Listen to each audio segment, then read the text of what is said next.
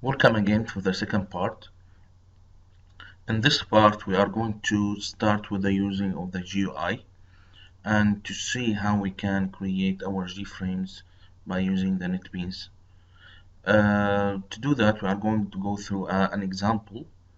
First of all, to create your project, you have to go to create a new project from here with the new project, or you go from File, New Project. We need to have a Java application, so which is the default selection. So I will go with the next. I will give the name for my project, so I will give the name to be, for example, which is a sample, and I'm gonna choose the location to be this location, which is available in my desktop. Now, usually when we use the command line, we used to select this option, but now it's an optional because we don't need it. So I'm gonna deselect this one. Then I hit finish. Now in here, within this box, I can now create my G-frame. So I need to insert it. So to do that, within this box, I will right click with a new, and I go to the G-frame form. Now the G-frame form, I will give it a name. I will call it sample 1, for example, and I will hit finish. Now here I have what we called the area of the design. I have here, this is my frame, and this is gonna be where exactly I'm gonna insert all my items, and I'm gonna apply my application. The place where I get the items is gonna be the plate.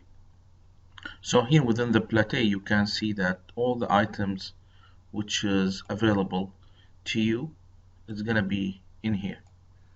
And in the second window, I have the properties, which is gonna give me the properties for any selection within this area. Now, if you cannot see the plate or the properties, simply you can insert that from Window, IDE Tools, Plate, and Properties. Now, we are going to implement now a small application. Let's say that this application will allow the user to enter their names, and after that, by pressing a button, the application will welcome this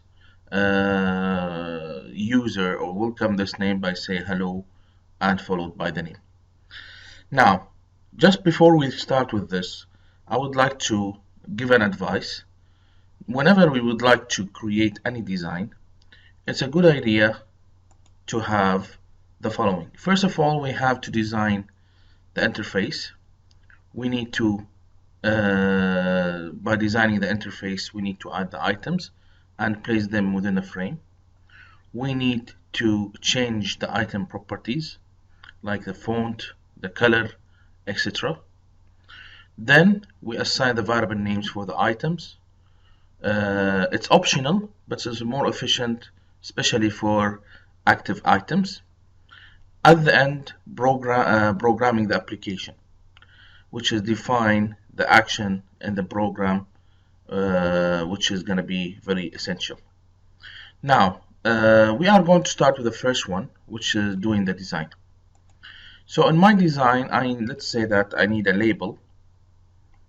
Okay, so simply I'm gonna select the item and place it to the location. I need a text field right in here. I need another label, which is gonna give me the result, and I need a button which is gonna implement for me and will be active whenever I press it. So now I'm gonna specify exactly the space that I need, and of course I can specify the text to the thing that I already selected. Now, if I need to change the label, for example, so I go with a right click and I have here what's called edit text. With edit text, for example, I will say here name, in this text area, I need to clear it. Make sure that there is no space. Make sure that it's clear. Okay, and for this one, we have also to change to edit the text. So in this one, I will say hi. Okay, and for this, I also ordered the text to say enter. So this application is supposed to do the following. Whenever I press enter, the name which is going to be entered here is going to be salute or going to be welcomed within this area. So if I put, for example, Ahmed, the result will be here, hello Ahmed. So we insert the items. Now we change their names, we change their sizes. Now what we need, and locations of course, and now we need to change some properties. Let's say that I need this label to be bold, this one to be red, this one to be blue, and something like that. So to do that, you can see now I'm not selecting anything, so the properties area there is nothing display there. Now to have the properties, whenever I select any items, or whenever I select, for example, the frame, this is the properties of the frame. Now when I go to the name, now this is the properties of the name, and the same scenario for any of the items. You can see that it's gonna be, there is a change happening here. So now when I go to the name, for example, I have all of these is gonna be properties which is related to the name, and also there is the blending, the events which is related to it, and the code part of it. Now for the properties, I will have, for example, to choose the background, the font, the foreground, whatever. So we say that we need this one to be a little bit bold. So if I know the text and the right thing to write, I can type it here, or I can simply select the 3 dots right in here. Now in here I will put a bold, and I will choose to make it a little bit bigger in size, and then when I hit OK, you can see now the font is changed. Let's say that for this high, I need it to be again a little bit bigger and a bold, but for this time I need to have the color of it is gonna be red. So again, if I know the code of the color, I can put it directly here, or I'm gonna select from the area here. I have several options related to the color. So I will choose the red color and I will say OK. You can see now the label color is changed into red. The same scenario with the enter, I can do the same. I can choose the font to be again a little bit bigger and hit and bold. I will choose the color of the font to be white, and also I will choose the background of the button to be dark blue. So this is now I change the properties. If I would like to see the properties how it looks like, simply by the Java program I right click and go with the run the file. Now you can see that this is your design. This is how it looks like. You can see that the properties which I implemented is already there. So I finish now from the first step, which is design the interface, add the item and place them. We change their sizes, we change their fonts and colors to whatever we need. Now, within the second step, it's a good idea now to assign the variable names. Whenever you have the designs, it's to assign the variable names, it's going to be very simple. By the way, by default, assigning the variable names is going to be there. So for example, if I go to any label and I say change variable name, you can see that Java already assigned the variable names for them. And for the second one, it's going to be also there is a variable name assigned to it. Now, if I would like to see the variable names, how they represent and where is their location in the Java code, simply I can switch from design to source, and if you go a little bit down, you can find that this is the items and this is their variable names. And actually I have one buttons, two labels, and one text field, and this is their names. Of course, you can use within this program, you can still use the variable names which is available for you. But within a large designs and more complicated designs, it's a good idea to change the variable name to thing which is very easy to remember and make you convenient when you do the programming. So for example, this name, since it's not gonna be changed during my program, so I'm not gonna use it to change their variable names because it's not gonna be used during the programming.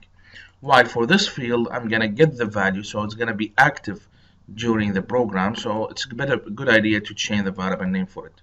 So instead of gtext field 1, for example, I will name it the input field. Okay.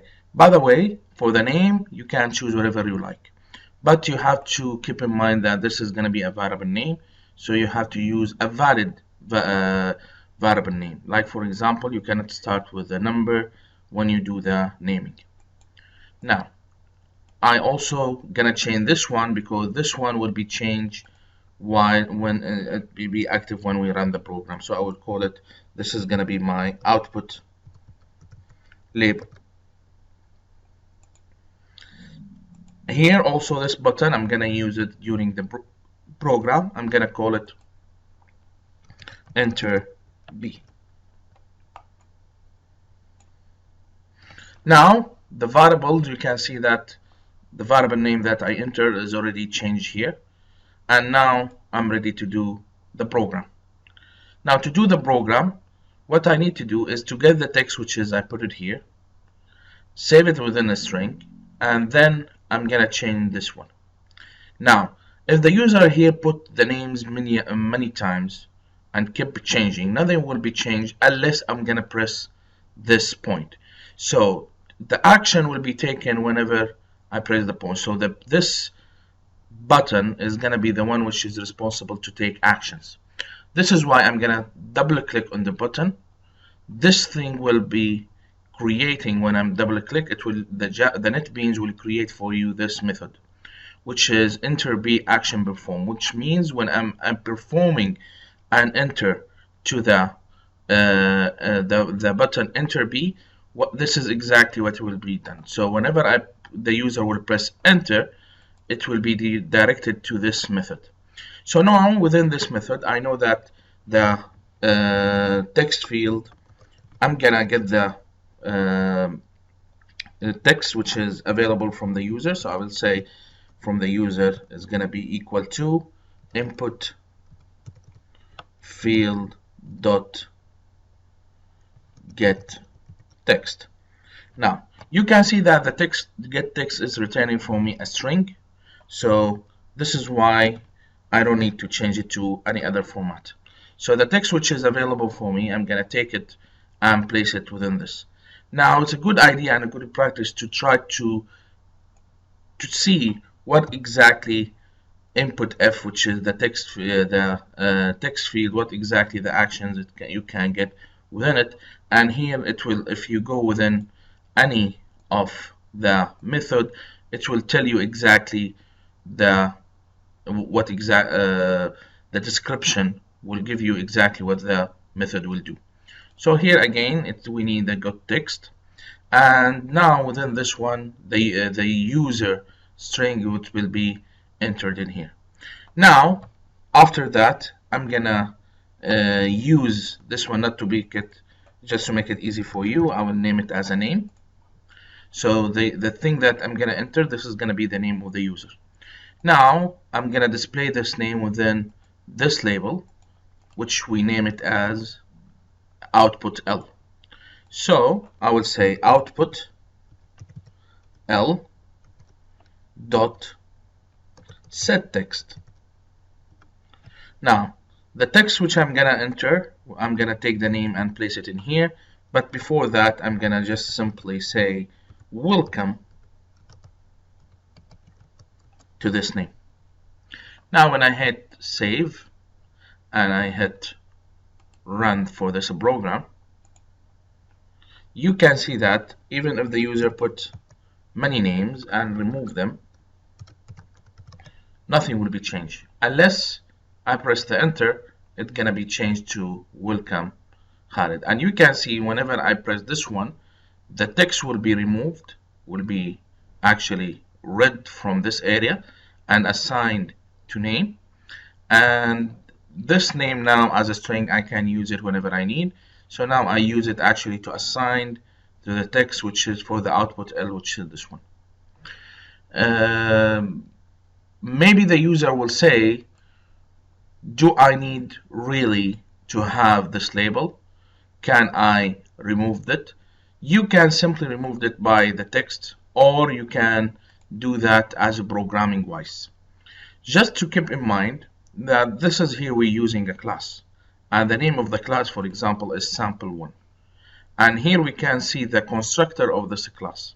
So within this constructor, whenever I hit run for the program, the running part will be taking part of this. So the first thing will be done, which is initialize the components.